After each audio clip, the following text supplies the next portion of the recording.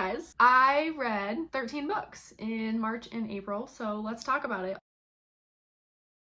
Also, I got a massive book haul to show y'all, so let's do it. It was so insanely busy. When my Throne of Glass vlog comes out, because spoiler alert, I read this series, I was so busy. I tried to read that book series in a month. It did not happen. It's okay. It was just a busy time. But anyways, I still read a crap ton of books, so it's whatever. The first book I read in March was Holly by Stephen King. Holly is about this girl that goes missing, and I haven't read any of his previous stuff that Holly shows up in, but Holly is in some of his other books, but this is like her own book. Holly is like investigating the disappearance of this girl. Actually, I don't really want to say much because I listened to it. I loved learning what it was about as I went. But there's like these old people that are really sketchy and weird. Yeah, I'll just let you guys discover for yourself. But I loved Holly. I thought it was so good. I love Stephen King's writing personally. However, I will say that I didn't love that it took place during the pandemic, because I was reading this book intrigued by the storyline, not by like the pandemic side of things. So like I lived the pandemic. I don't want to read about it. Anyways, loved Holly.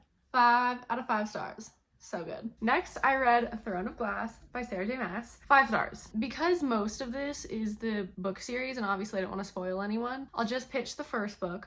Although arguably, you might want to read the prequel book first. However, I did not do it that way. We'll get into that. But Throne of Glass is about an assassin. Her name is Selena Sardothian, and she has been a slave in the salt mines for a year. And we pick up on her story. The prince of the kingdom she's in kind of rescues her from the salt mines, and he's like, hey, my dad is having an assassin competition to be like the king's personal assassin. Why don't you come compete? And so that was awful. That was so bad at pitching this story, but it's so good. That was awful. Most of you have probably read this, so I'm not worried, but anyways, 5 out of 5 stars. Loved it. Then we'll get into the fact that I read the sequel, Crown of Midnight, 5 stars. I then read The Assassin's Blade. This is the prequel book, 5 stars. I wish I would have read it first, but here's what I think about that. If you want to read these 2 books, subtly learning about the main character's past, then read these 2, then read this book. But if you want to read it chronologically, so like you know about her past and where she's come from, this ends with where this picks up, then like if that makes more sense to you, do it that way. I don't feel really passionate about one way or the other. I just wish I would have read this one first. Okay, next I read Heir of Fire, which is the 3rd or 4th. Okay, we can't even do that. Next is Heir of Fire, and I gave it 5 stars. Loved this one. The series like kept progressively getting better and better, which I loved. You have that to look forward to. If you're gonna read this book series, I highly recommend. Each book gets better and better and better. Then Queen of Shadows, which might be my favorite, and I can understand why. It's a fan favorite. Everyone loves this one. It's so good. Oh my god, it's so good. Then I did the tandem read. So technically you're supposed to read, this is the 5th book, this is the 6th book, you're supposed to read them. That's not a good description. You like go back and forth between the characters because they're happening at the exact same time, but in 2 different places. So did the tandem read. It felt like it took a million years, but it was worth it. It was worth it. I liked this one better, gave this one 5 stars, gave this one 4 stars. It's like a 4.5. I missed Selena every time I picked up this book, so I wanted to go back to this book, so that's how I feel about that. So unfortunately, I'm still on Kingdom of Ash. You can see it's sitting over there. I have like 300 pages left. I'm still reading it, so before we dive into 2 more books over there, I listened to People to Follow by Olivia Worley. That was really fun. It's about a bunch of influencers that get sent to an island, and they're like under the impression that it's going to be a reality TV show. It instead ends up falling apart. People are getting killed. People are getting murdered. And so they're like trying to figure out what's happening. And I mean, it was good. I gave it 3 stars. I enjoyed it. Like, it was entertaining to listen to with all the different voices from the characters. So yeah, 3 stars. It was like a fun summer read. If you're into that kind of like, I would say there's like a niche category of influencers, rich people, people out of touch with reality that like act really dramatic. Those stories are fun. They can be fun. So that's what that falls under. I also listened to Into the Deep by Robert Ballard. 4 stars. Loved it. That guy discovered the Titanic, so it is his personal memoir about all the things he has done and discovered and explored, and I loved it. If you're into that, it's super fun. And hearing what he had to say about the Titanic and discovering it and the journey leading up to that, it's so cool. He has had such a great career. I think he's in his 80s now. It's a good time. I also listened to Aster, and it was really fun, I guess. I gave it 3 stars. I realized it was like a very in-depth history of the Astor family line, which I didn't pick it up for that intention. I just wanted to know more about John Jacob Astor IV, who perished on the Titanic. And I just wanted to know more about like that, but it was very interesting. That also falls under the category of like rich people that have a lot of money with dramatics. At one point in time, the Astors owned like 20% of the US wealth. So that's crazy. It was very interesting. It was very well researched. I just wasn't like, it wasn't gripping, you know? I then read The Midnight Watch by David Dyer. This was incredible. I gave this 4 stars. I mean, like, it's not 5 stars for me personally, but that doesn't mean it's not a fantastic book. And I think I'm so glad that this book exists. It is a historical fiction book about the Californian, which the Californian was a ship about 12 miles, I think it was 12, away from the Titanic sinking. So they could barely see each other on the horizon. And it's like this big debate over the years. Everyone's like, oh, could the Californian have saved people on the Titanic?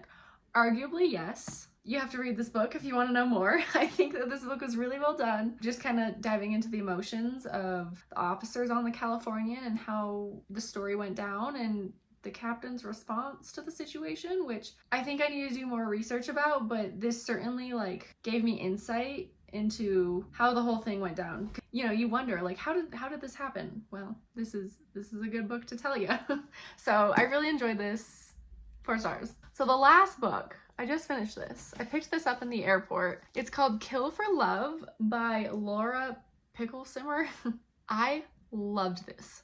5 stars. So good. I am a slasher fan, and I love American Psycho. So any kind of like American Psycho-esque story, I'm all in for it. And so this is about this girl named Tiffany. She is in a sorority and, you know, she's like your perfect little it girl. All of a sudden one day she just kind of snaps and she kills a frat dude, and she's like, this is the best thing I've ever done in my entire life. She thinks it's the best experience ever. It's so well written because she kind of describes it as like an itch within her, and she's like, I gotta do it. So she goes on a killing spree. It's kind of nuts, and I just really loved it. I love the reverse Patrick Bateman kind of trope thing that's coming out in like modern slashers. I loved it. It was so good. That's all I have for books I've read recently, but I also wanted to show you guys all the crap ton of books I got recently because I have a massive haul to show you guys. There is so many books for me to show you guys. So I went on a personal shopping spree. I also got gifted a bunch of books for my birthday, and then a lot of new releases came out, so we'll start with the new releases. I have Ghost Station by S.A. Barnes. I loved her other book, Dead Silence. So I'm so excited to dive into this. It's like space horror, which is so niche, but she does it so well, and I would love to get into more space horror books. It's so good. I don't even know what this is about, and I don't want to. We have the reappearance of Rachel Price, which I have started a little bit of it, but I don't know what I think yet. I don't know. By Holly Jackson. I think this is gonna be good. Holly Jackson writes incredible YA thrillers. They're so good. So I'm really excited about this. The Prisoner's Throne by Holly Black. I can't wait to get to this. I haven't had the chance to yet, but it is the sequel to The Stolen Heir by Holly Black, which is like a little spin-off duology from The Cruel Prince. Yeah, I'm really excited to get into this. We have Leigh Bardugo's new book, The Familiar, which I've realized I read every single Leigh Bardugo book that she's published, and so I realized I gotta get to this so that I can be like a super fan and I can like claim that. I love her books, so I'm sure that this is gonna be fantastic. I don't know, it looks scary. Not scary in a horror way, like it just looks scary, like daunting to me, but I thought that about Ninth House, and Ninth House was incredible, so I probably will love this. And then, as the whole internet freaks out, I have Funny Story by Emily Henry. I've actually only ever read Book Lovers by Emily Henry. I have a goal to read beach read this summer. So I probably won't get to this anytime soon, but I wanted to show you that I bought it.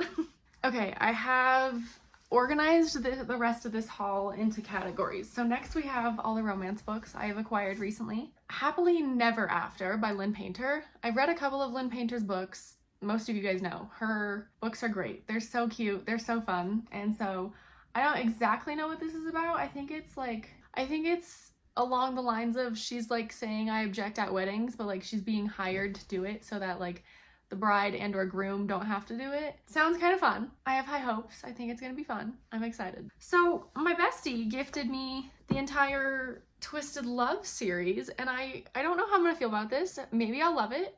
I don't know. I have not read, I would say, a romance in this kind of genre where it's like billionaire, spicy, mafia. I don't know what to call it, but I haven't read anything like it yet, so I am excited. I hope I like it since I have all 4 books. So yeah. The other book is in the other room, but there's a book called The Little Old Lady Who Broke All the Rules, and this is the sequel, The Little Old Lady Who Struck Lucky Again, and it takes place in Vegas, my favorite place. So I think this is gonna be really fun. It's actually not a romance, but I just put it into this category. This looks really fun. And then The Spy and I by Tiana Smith. Some kind of romance. She's a spy. It looks fun. All right, got a couple of horror books. Just Like Home by Sarah Gailey. This looks so fun. I think it's a haunted house kind of thing, and I love haunted house stories, so this looks fun. I Am Not a Serial Killer by Dan Wells.